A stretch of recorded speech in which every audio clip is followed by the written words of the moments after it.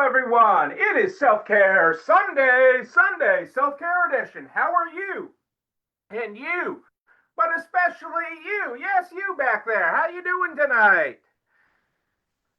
Going on in your world? What are you grateful for this Sunday evening, the 15th of February?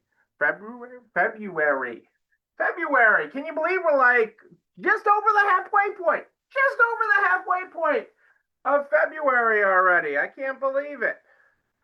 I can't believe it. Just over the halfway point. Woo! It seemed like we were just saying hello 2026, but now we are over the halfway point in February, the second month of the year. It is can you believe it? Can you believe it? Can you believe it? Uh, what's going on here? Let's start. Let's see. My screen was working there. Boom. Boom. There we go. There. Uh,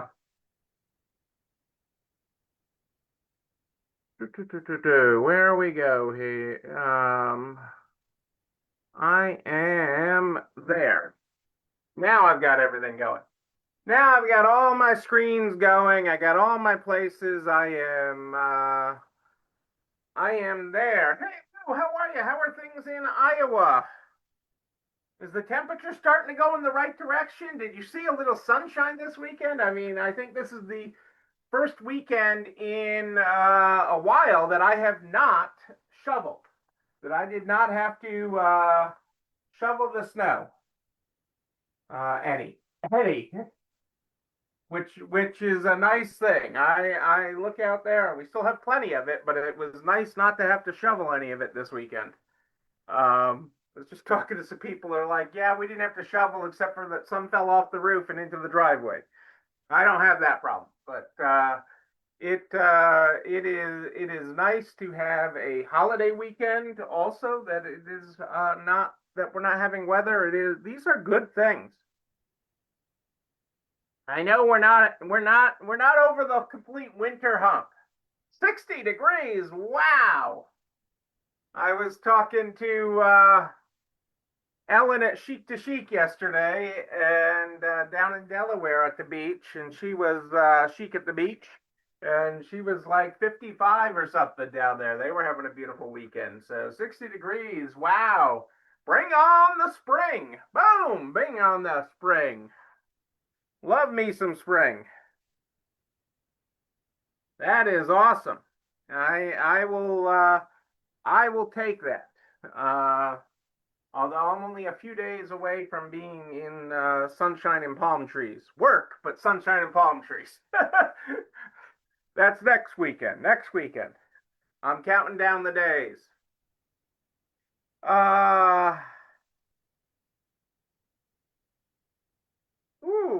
tonight's opening quote. Tonight's opening quote is how much I missed simply because I was afraid of missing it.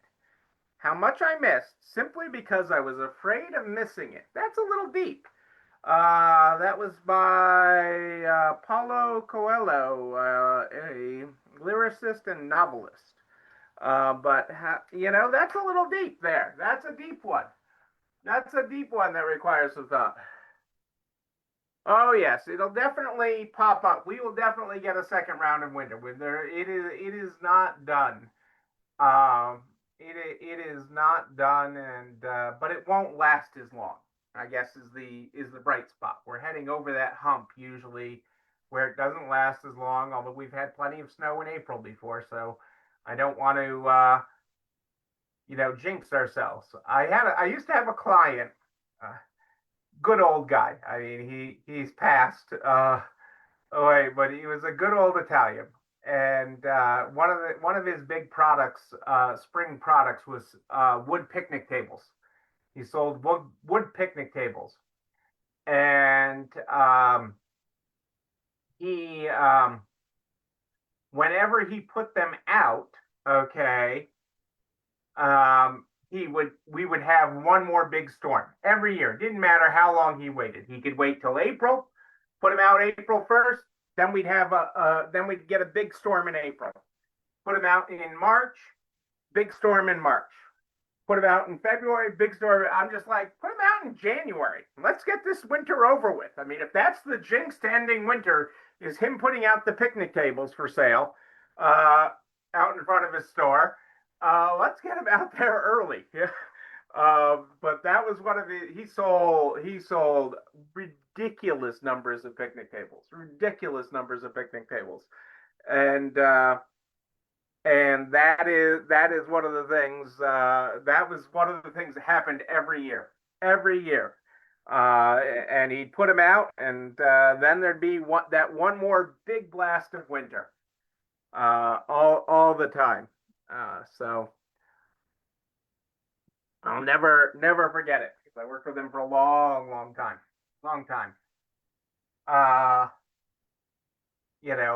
He was a great retailer because that's where I also learned about selling food, and regardless of what your store is, selling candy and other food in your store, regardless of what your product was, people will buy it. So the teacher learned something too. You always learn something when you're out in the stores. Tonight I thought I'd talk about, we've been talking so much, well, we've talked some, and sports has been big in the news. Sports has been big in the news lately, right? We've had the Super Bowl last weekend. We have the Olympics going on. We're coming up on March Madness. So we have all these different, and for those of you that don't know, March Madness is basketball. Just trying to keep it all straight here. And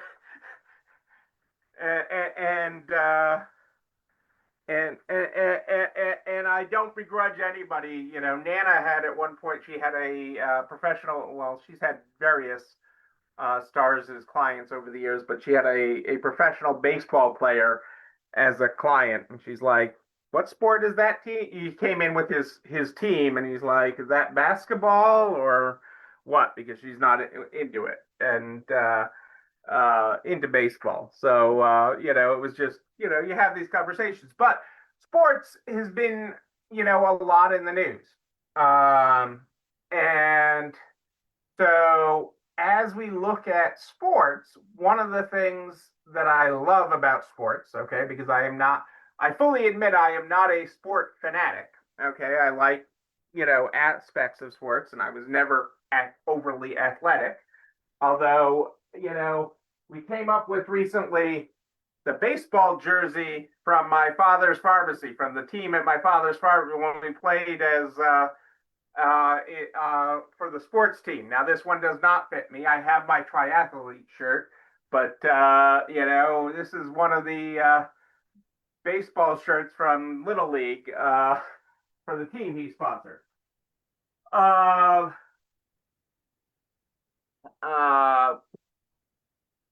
So I'm going all over the place today, which seems to be like what my week's been like. But so one of the thing that I love about sports is the numbers.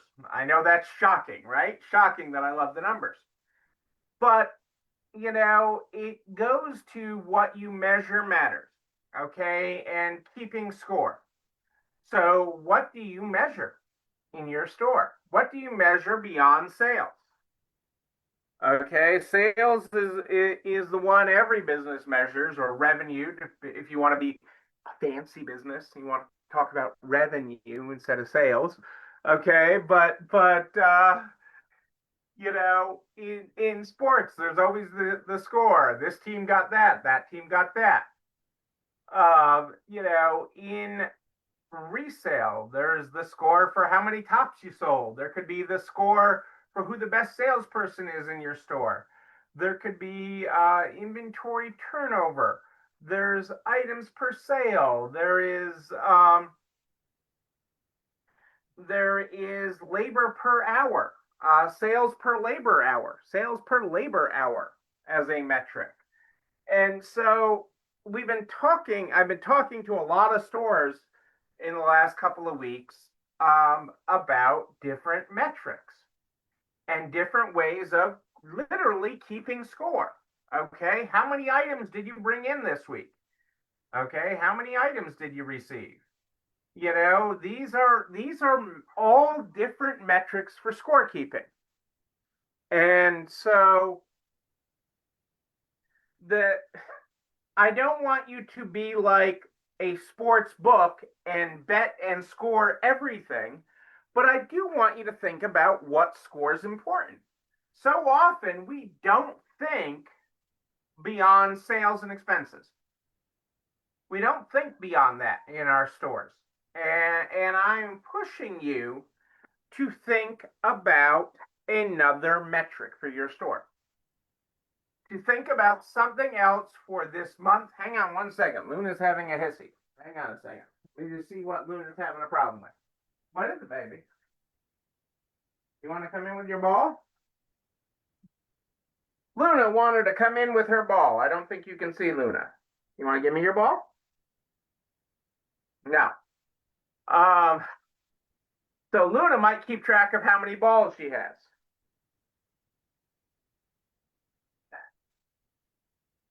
Okay. She does like to play ball. You know, even in snow, we keep track of how many inches we got, right? So we keep score.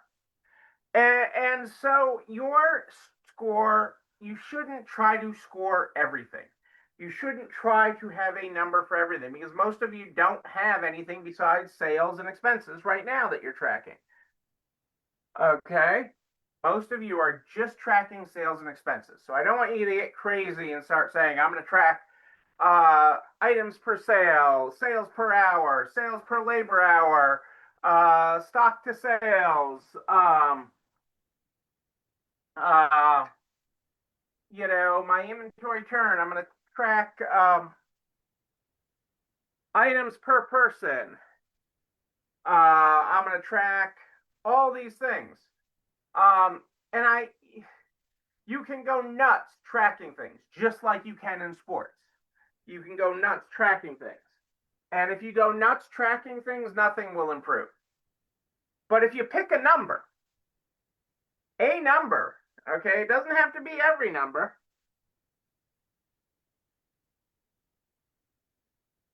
But a number, okay, it will start improving because what you measure improves. What you get out and actually measure, I got my old fashioned ruler, okay, actually improves.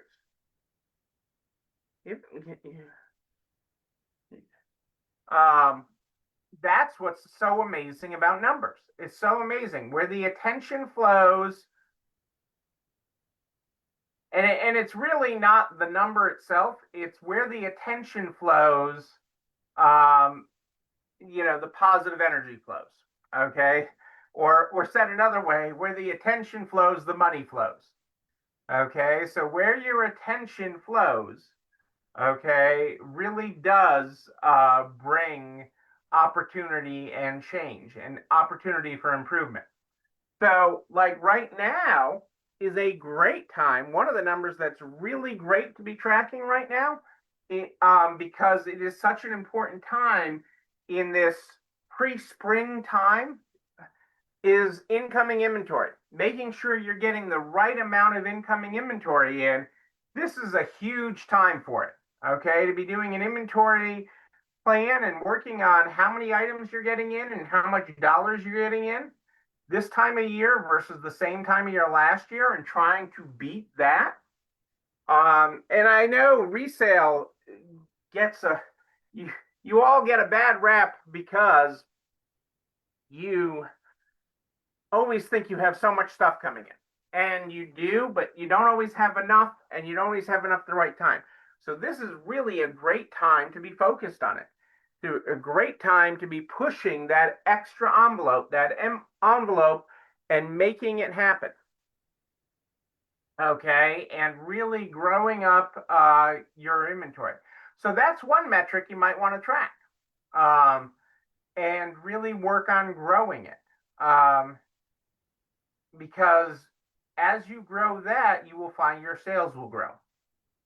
So that's one metric. But what I'm going to ask you to do for your homework tonight is actually pick a scorecard, something that you haven't been watching, a number that you have not been watching in your business, a metric. Maybe it's sales per hour.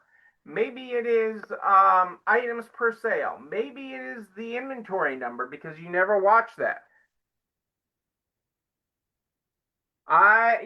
If you have the ability to store out of season inventory, Doty, that's awesome. That is awesome. Great to have you here live too, by the way, Doty. How are you tonight? But yes, having inventory earlier than you need it, you always have the right inventory then. Absolutely.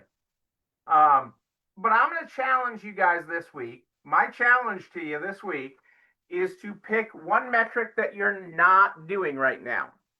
And if you've heard me say it before, but you don't fully understand it, just drop me a line or DM me on Facebook and we'll talk about it.